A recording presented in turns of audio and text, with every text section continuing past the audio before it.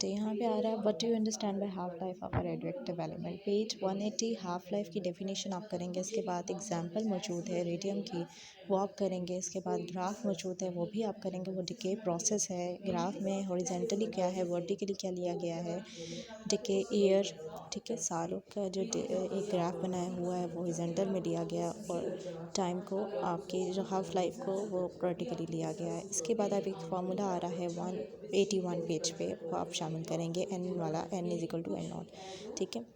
इसके बाद is radioactive a spontaneous process, elaborate your answer with a simple experiment.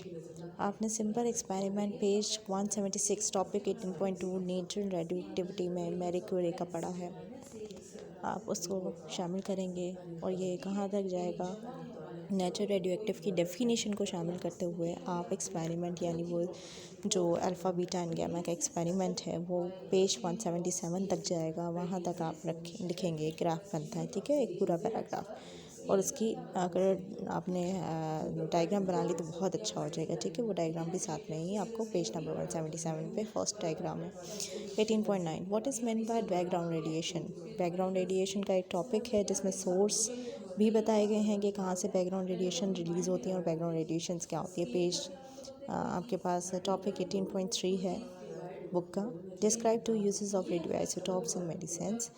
आपके radio isotopes के जो मेडिसिन इंडस्ट्री रिसर्चर्स थे वो पेज 183 पे .2.3 यानी .2 में आपको बताया गया आयोडीन का भी फॉस्फोरस ट्यूमर के लिए यूज़ होता है। इसके बाद .3 में आपको बताया गया कार्बन फर्टिलाइजेशन के लिए, ठीक है, और पोटाशियम के, ठीक है, आप सब इंक्लूड करेंगे। What are the two radiation hazards. Radiation hazards आपने बताने हैं और प्रिकॉशंस क्या हो सकती हैं। टॉपिक 18.9 सारा, इसमें 18.9 में आपके पास सबसे पहले आएगा कि क्या हैज़र्ड्स हैं और दूसरी नंबर पे आपके पास आएगा क्या इसकी प्रिकॉशंस हैं। तो वो पॉइंट्स आपने शामिल करने हैं, ठीक है। ये टॉपिक, ये अभी आपको पिक्चर्स मिल जाएंगी, ठीक है, आप लोग यहीं से निकाल सकते हैं, लिख सकते हैं। चलिए नेक्स्ट आपके पास कंप्लीट देयर न्यूक्लियर रिएक्शन। आपने न्यूक्लियर रिएक्शन ये पढ़ा था कहाँ पे, ये आपने पढ़ा था फिशन रिएक्शन में यूरेनियम 235 को डिस्टर्ब करवा के 236 बनाया जाता है और फिर वो क्रिप्टॉन और बेरियम में अपना डॉटर यानी एक्स एंड वाई में डिवाइड कर देते हैं। वो आपने यहाँ पे बता देना है।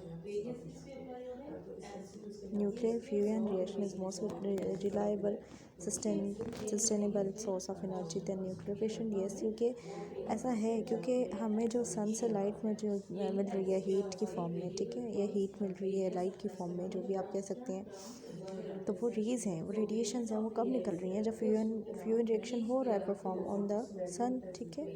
तो one of the best example is that of sun, there fusion process taking place for billions of year and we are receiving its result on earth in the form of heat and night, ठीक है। So आप कह सकते हैं fission reaction तो man made यानी man created है, neutron को बम्बार्ड करवा के करवाया जाता है एंड एक स्टेबल को एलिमेंट को इंस्टेबल किया जाता है, उससे हम एनर्जी रिलीज करवा रहे हैं, उसको सेव कर रहे हैं, यूटिलाइज़ कर रहे हैं। लेकिन जो फ्यूजन रिएक्शन है वो नेचुरल प्रोसेस है, तो